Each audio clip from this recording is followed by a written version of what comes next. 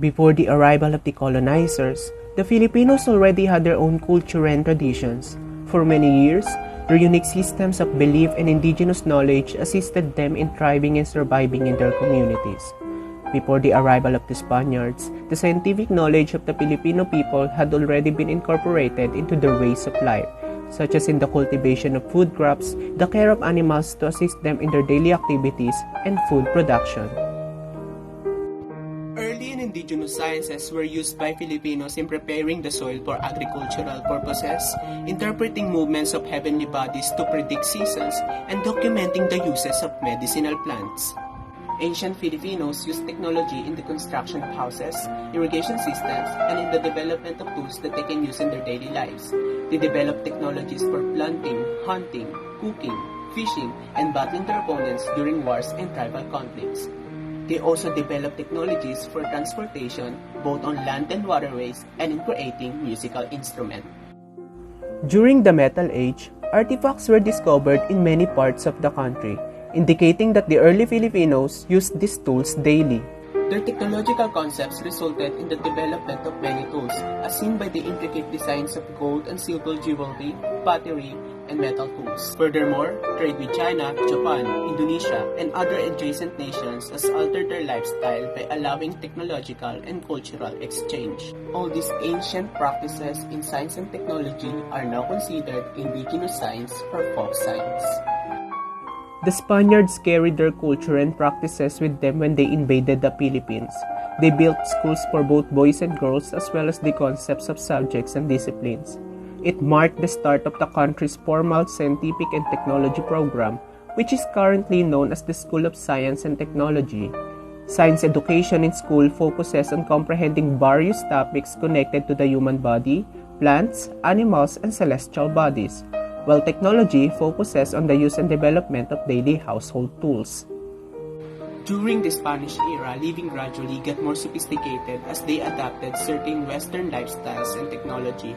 The Filipinos devised ways to use indigenous materials to replicate the technology brought by the Spaniards. The Catholic organizations built official institutions and universities where medicine and advanced science were taught. The galleon trade has contributed to the Philippines' technological advancement. These trades allow different ideas, crafts, tools, cultural practices, technology, and Western traditions to enter the country, although it was only beneficial to the Spaniards. Some Filipino students who were able to study in Europe also helped to develop medicine, engineering, the arts, music, and literature in the Philippines. The Philippines was considered one of the most developed countries in Southeast Asia at the time. Despite the country's advancements, the Filipino superstitious beliefs as well as the Catholic doctrines and customs during the Spanish era hampered the country's scientific progress. Everything was done by the Americans to Americanize the Philippines.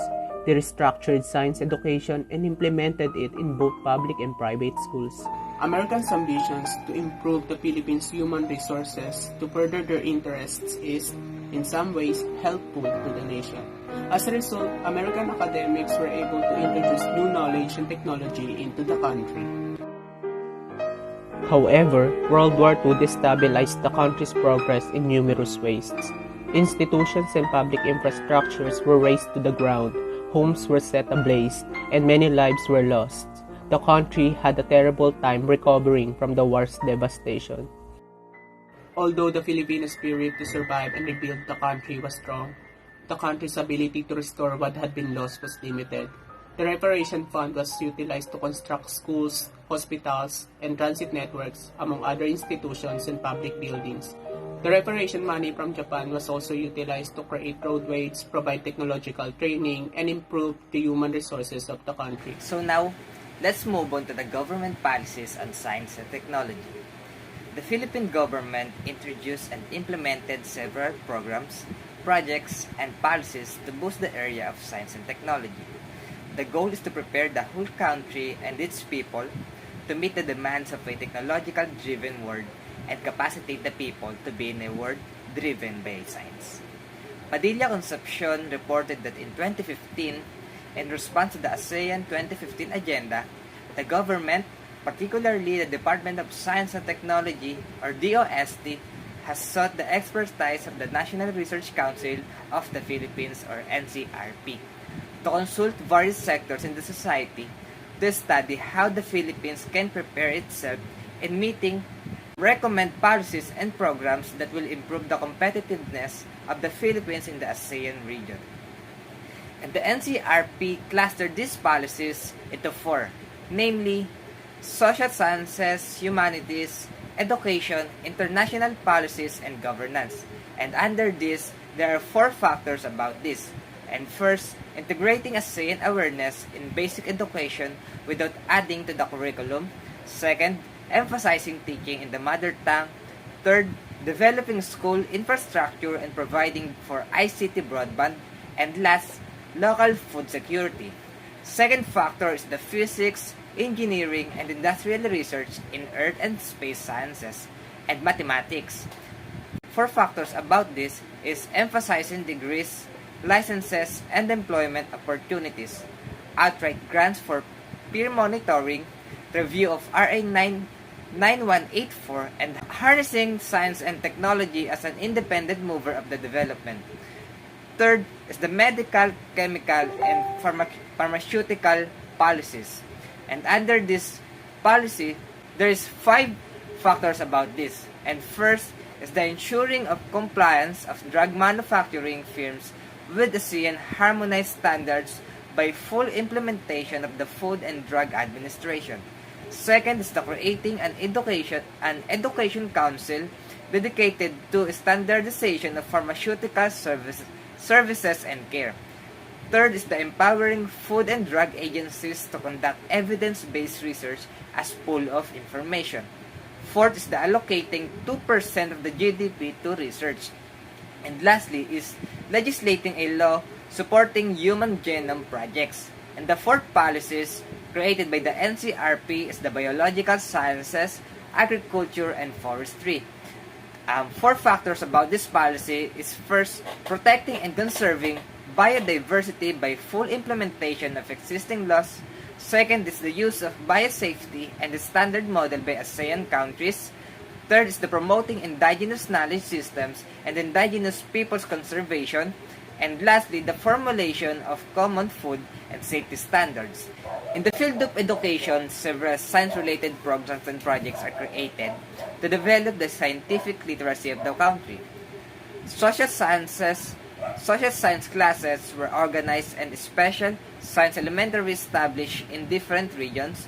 Aside from this, science and basic education were continuously improved, and the current K-12 education programs included science, technology, engineering, and mathematics, or basically the STEM, as one of its major tracks in the senior high program to encourage more students to enroll in science-related fields in college. Lately, the Commission on Higher Education launched its Philippine California Advanced Research Institutes or PICARI project to allow several higher education institutions in the Philippines and some US-based laboratories, research institutes, and universities to work on research and projects related to science, agriculture, engineering, health, and technology. This project is hoped to strengthen the STEM competitiveness of the country. There are many other areas and fields that the country is looking forward to embark various research and projects. The following are some of them. There are 8 projects in this. First is the use of alternative and safe energy. Second is the harnessing of mineral resources. Third is the finding cure for various diseases and illness. Fourth is the climate change and global warming. Fifth is the increasing food production. Sixth is the preservation of natural resources. Seven is the coping with the natural disasters and calamities. 8 is the infrastructure development. The Philippine Congress has also created various laws related to science and technology. These laws serve as a legal framework for science and technology in the country. These laws vary according to different themes such as conservation, health-related, technology building, and supporting basic research, among others. Some laws and policies are in line with international treaties such as the United Nations or UN, United Nations Educational, Scientific and Cultural Organization or UNESCO, Association of Southeast Asian Association of Southeast Asian Nations or ASEAN, and other international agencies. The Science and Technology Policies Programs has three branches. First is the national goals, second is the international treaty, second is the legal frameworks, and fourth is the social needs and issues and problems. As shown in the diagram, the development of policies in science and technology is shaped or influenced by several variables. Policies need to see aligned to national goals, consider international commitments based on legal frameworks, and respond to various social needs, issues, and problems. Science and technology policies ensure that the whole country and all people will experience the progress that science can bring. Policies are guides to direct all alerts to a goal of developing a scientifically advanced country. School science spelled with names of foreign scientists: Einstein, Galileo Galilei, Newton, Faraday, Darwin, and many other Western scientists. We rarely hear of Filipino scientists being discussed in science classes. In 2000, Lee Chua identified 10 outstanding Filipino scientists who have made significant contributions in Philippine science. These scientists are also famous abroad, especially in different science disciplines, such as agriculture, mathematics, physics, medicine, marine science, chemistry, engineering, and biology. The 10 outstanding Filipino scientists are: first, Ramon Cabaños Barba; second, Josepino Cacas Comiso; third, Jose Bejer Cruz Jr., fourth, Lourdes Jansoy Cruz; fifth, Fabian Millar Dairit; sixth, Rafael Dineros Guerrero III; 7. Enrique Mapua Estrella Jr. 8. Lilian Formalejo Patena. 9. Marijo Panganiban Ruiz. And last, Gregory Ligot Pangonan. The first outstanding Filipino scientist is Ramon C. Barba. He is recognized for his significant contributions to Philippine agriculture through horticulture. He developed a process that caused the flowering and fruiting of mango trees 3 times a year instead of once a year, for his outstanding research on tissue culture in Philippine mangoes. The second one is Josepino Cacas Comiso, for his works on observing the characteristic of Antarctica by using satellite image. He was the chief scientist in many NASA aircraft missions in the Arctic and Antarctic that included a flight over a nuclear submarine near the North Pole that demonstrated the feasibility of measuring sea ice thickness from space. The third one is Jose Bejer Cruz Jr. He is known internationally in the field of electrical engineering. He was elected as officer of the famous Institute of Electrical and Electronic Engineering. The fourth one is Lourdes Jansoy Cruz, notable for her research on sea snail venom. Lourdes Cruz is known for her scientific contribution to the field of biochemistry, particularly on the isolation and characterization of the venom called conatoxins from marine cone snails. The fifth one is Fabian Millar Dairit, for his research on herbal medicine. Fabian Dairit is known for his phytochemical work for the development of Lagundi as part of the National Integrated Research Program on Medicine Plants. Number 6 is Rafael Dineros Guerrero III, for his research on tilapia culture. He was recognized because of his scientific and technical contributions to the growth of sex reversal and hatchery technical that helped the commercial fabrication of high-yielding market-sized tilapia in the Philippines and other nations. The 7 is Enrique Mapua Estrella Jr., for inventing the meconium drugs testing. Dr. Estrella Jr. developed a meconium drug test which has been proved as one of the most sensitive tests to detect the presence of illegal substance in newborn. It analyzed the first meconium to detect the presence of specific compound. The 8th one is Lilian Formalejo Patena, for doing research on plant biotechnology. Nilin Patena is a Filipino scientist who discovered the breed of calamansi and seedless pomelo and discovered the micropropagation which established the banana industry in the Philippines. He is also an inventor of leaf bud cutting in cassava. He was recognized as one of the outstanding women in the nation's service. In 1998, Women of Distinction of Science and Technology in 1995, and Outstanding Young Scientist in 1990. The nine is Mary Jo Panganiban Ruiz for being an outstanding educator and graph theorist. He is known locally and internationally as an expert in graph theory and operation research, and her expertise is valued not only in the academe but in different industry and sectors as well. Last is Gregory Ligot Pangonan for his research in the field of communication technology. His specialties is innovation and technology, intellectual property strategies for innovators, international engineering projects in smart energy, solutions, sustainable environment, and environmental monitoring, high technology competitiveness analysis, and leapfrog strategies for developing countries. There are other outstanding Philippine scientists who are recognized here in the Philippines and abroad for their outstanding contributions in science. The first one is Cesar A. Saloma, an international renowned physicist.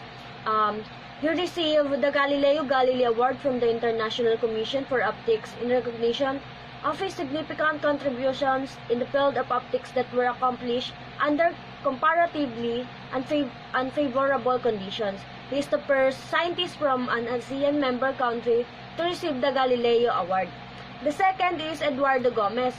He is famous scientist in marine science. He is known for his pioneering works and invaluable contributions to marine biology. Gomez led the world's first national-scale assessment of damage to coral reefs, work which led to him being conferred the title of National Scientist of the Philippines in 2014.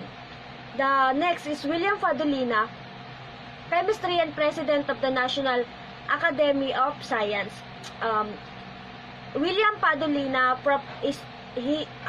is a professor and academician, is the current president of National Academy of Science and Technology. His professional career is truly a rich converge of his roles as a scientist, teacher, researcher, administrator, and policymaker. And the last is Angel Alcala. He is in marine science. Angel Alcala is a world-renowned Filipino ecologist and biologist with more than 30 years of contribution to the field of conservation biology. Indigenous science and technology in the Philippines. Filipinos, especially during the early times, tried to invent tools that will help them in everyday life. They also developed alternative ideas in explaining various phenomena and in explaining the world around them. The system of knowledge, which is foundation of indigenous science. Indigenous knowledge system. Indigenous knowledge is embedded in the daily life experience of young children as they grow up. They live and grow in the society where the members of the community prominently practice indigenous knowledge. Their parents and other older folks serve as their first teachers, and their methods of teaching are very effective in transmitting cultural knowledge in their minds.